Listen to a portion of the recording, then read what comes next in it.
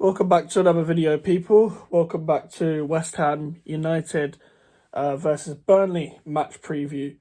Make sure to like the video, subscribe. We're on the road to 500 subscribers. I want to get that before the end of the year. Thank you for the support recently.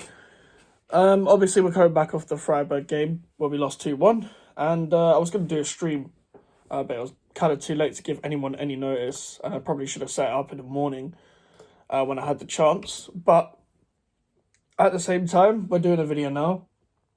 I'm not gonna have time tomorrow. I'm at work again. So yeah, for the Sunday game, you'd think it'd be we'd become 3-point collectors on Sunday, but you never know with this club.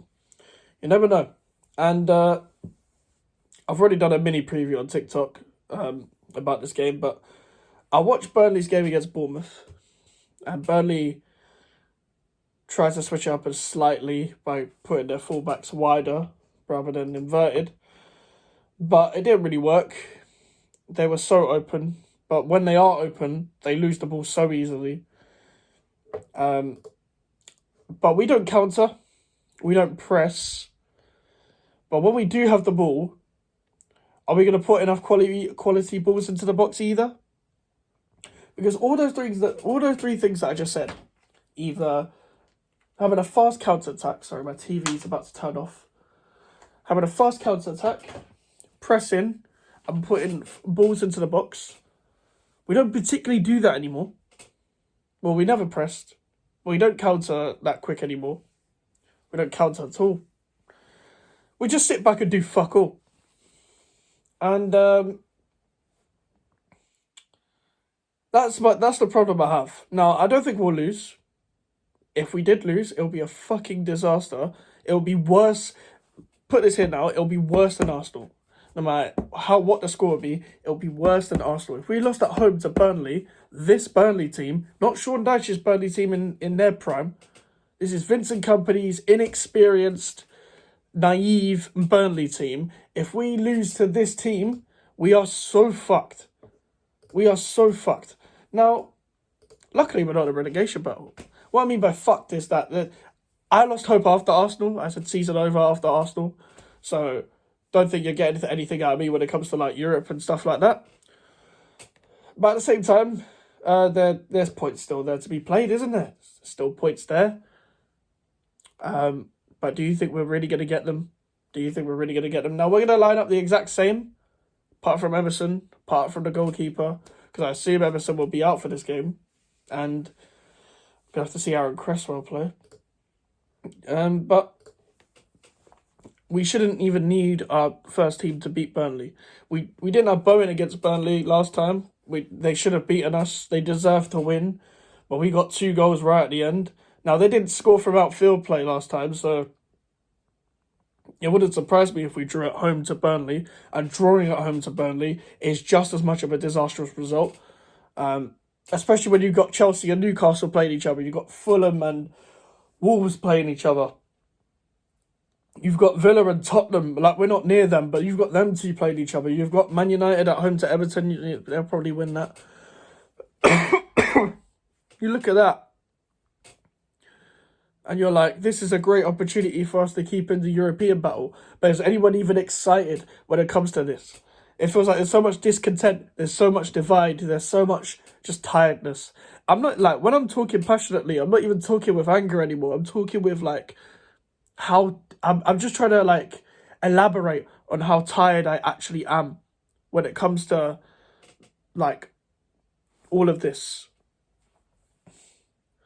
And I am just tired of it. I'm tired of it. I'm tired. I don't even have a reaction for when we concede. Unless I'm at the ground, I don't really have a reaction when we score. I've kind of just lost it a bit. I've lost it a bit. And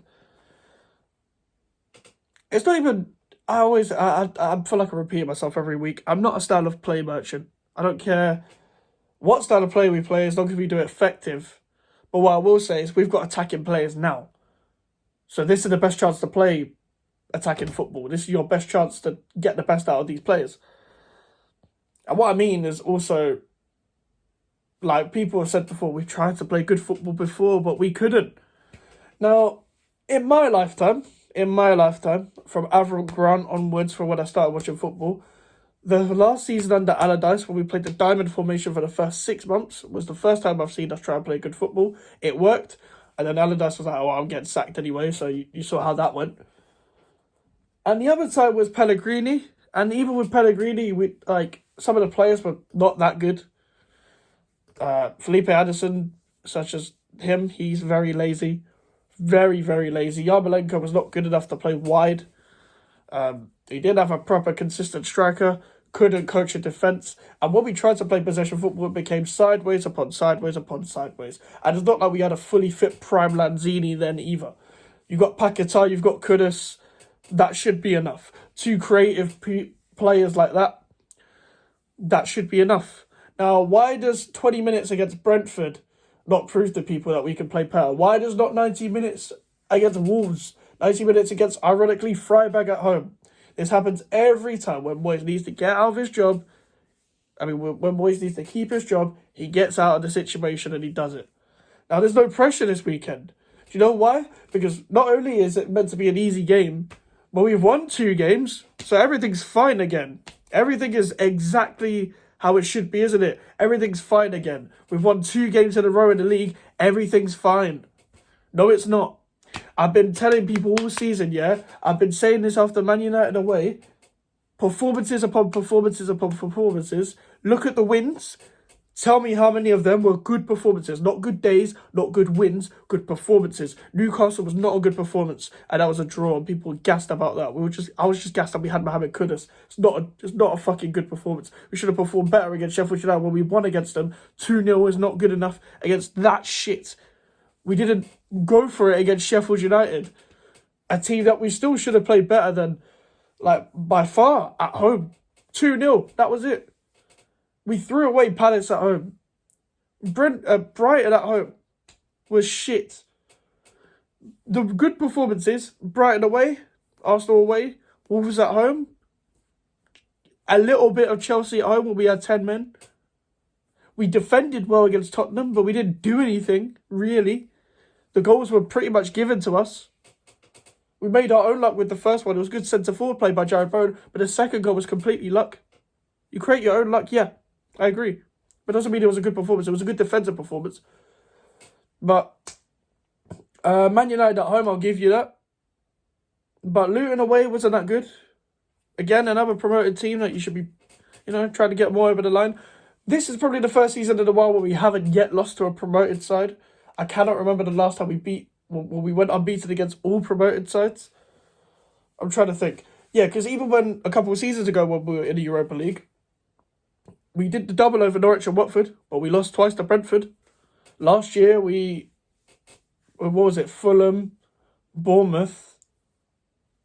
We was unbeaten against Fulham, unbeaten against Bournemouth. Who was the other team? Nottingham Forest. We lost to Nottingham Forest away. This is the first time for a while.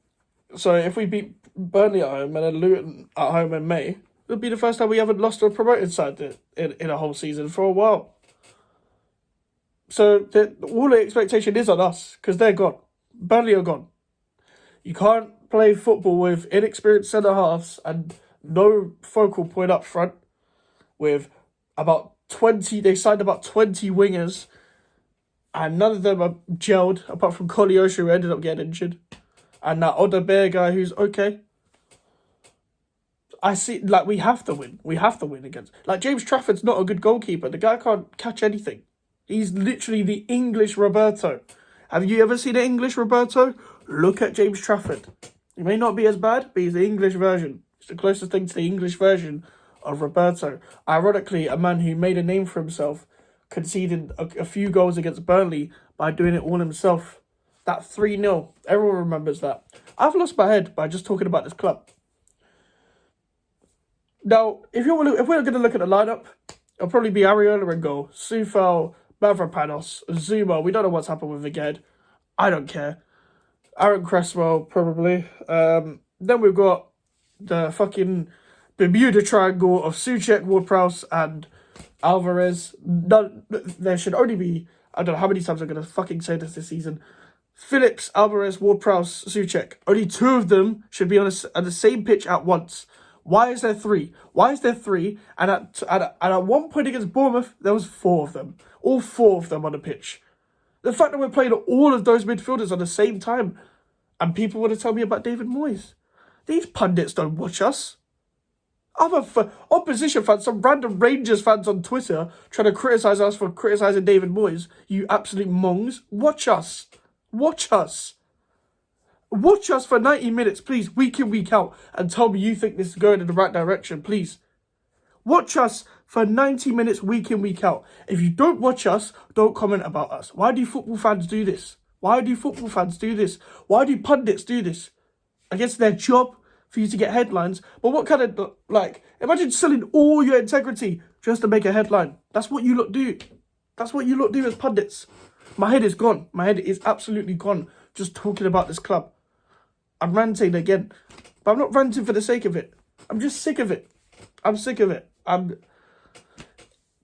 trust me, if we was in a relegation battle, you would hear a lot more angry, a lot more outrageous rants from me. Just look at my Newcastle match reaction, the 5-1 last year. That was nearly a year ago. Look at that. That was me having a fucking mental breakdown because we're in a relegation battle.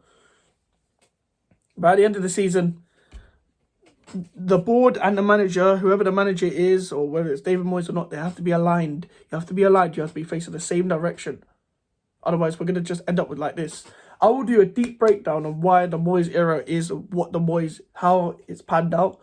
Whenever we get to see, I'll probably do it at the end of the season. I will do a big video on that, and you will get like a full-on good video from me. But for now, when we're looking into the season, like, if we go out in the Europa League to Freiburg,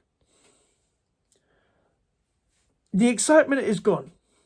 It's just the FA. It's not even the FA Cup. We're out of the FA Cup to Bristol City. We're out of the FA Cup to Bristol City. Like, use your brains, guys. People were genuinely blaming the ref and injuries against Bristol City, a constant mid-table championship side. Excuses all the time.